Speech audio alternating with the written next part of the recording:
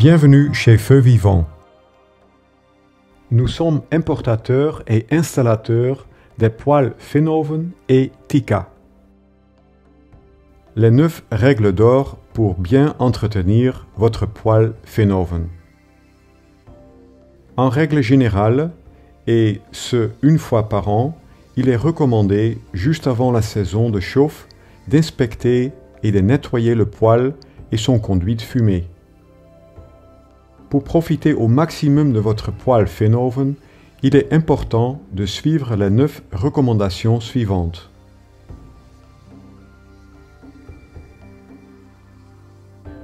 Le conduit de fumée. Ramonez le conduit de fumée régulièrement. En utilisant un hérisson avec des cannes, en évitant d'endommager la clé de cheminée et le thermomètre. La poussière annuelle à l'intérieur du conduit est d'environ 1 mm. Pendant le ramonage, cette poussière tombe dans la chicane en dessous du conduit de fumée. Vous la récupérez par la trappe de ramonage à l'aide d'un aspirateur.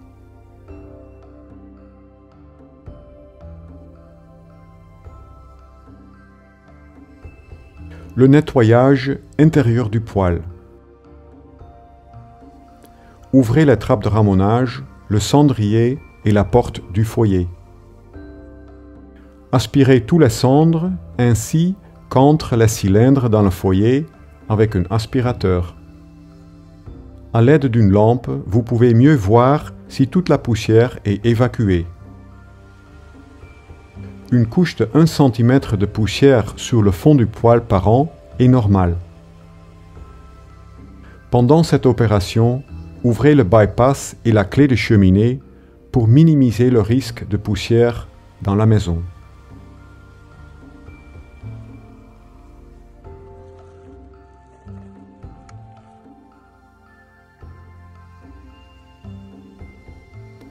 Traitement des éléments en fonte.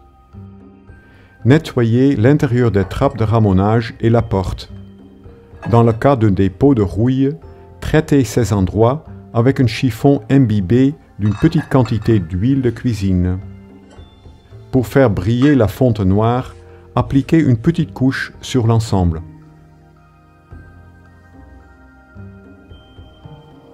Contre le grincement des poignées et charnières. Vérifiez si la charnière et la poignée fonctionnent aisément.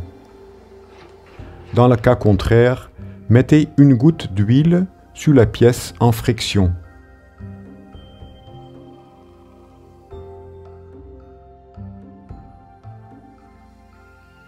Les vitres. La vitre de la porte est-elle bien propre? Utilisez une éponge humide avec un peu de cendre du cendrier pour la nettoyer. Séchez la vitre avec un bout de papier. Vous pouvez utiliser le côté vert abrasif de l'éponge pour mieux frotter. Attention, les vitres céramiques se raillent facilement. Demandez à votre vitrier pour remplacer d'une vitre cassée. Un conseil, nettoyez la vitre avant chaque flambée. C'est rapide et c'est un vrai plaisir de voir les flammes.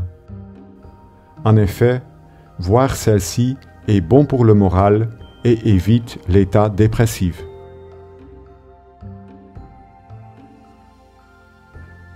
La couleur du foyer. Le foyer est bien gris? C'est bon signe, bravo. Le foyer est noir? Ce n'est pas bon du tout. Un foyer noir indique une combustion incomplète. La raison peut être trop peu d'air disponible pour les flammes ou trop peu de tirage dans le conduit. Mais la cause la plus fréquente, c'est l'utilisation d'un bois pas assez sec.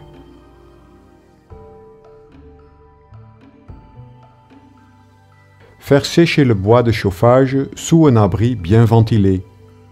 Fermez si possible partiellement les côtés nord et ouest afin d'éviter trop de pluie sur la réserve de bois.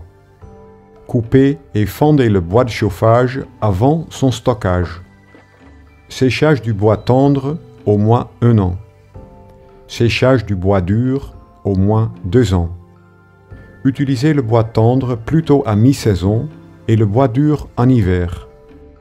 Respectez un taux d'humidité de 20% au maximum à l'intérieur de bûches. Cependant, un taux de séchage de 15% est possible.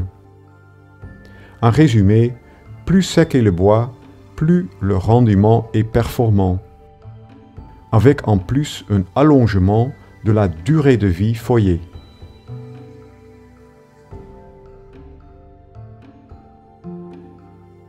Les éléments du foyer. Comme les pneus d'une voiture, pareillement, ce sont les éléments du foyer et les cylindres au fond du foyer qui se dégradent en premier.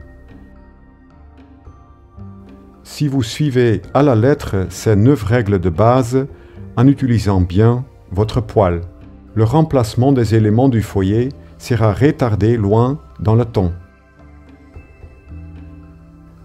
Les raisons d'une dégradation prématurée sont utilisation d'un bois de chauffage trop humide, flambée prolongée en ajoutant du bois pendant celle-ci.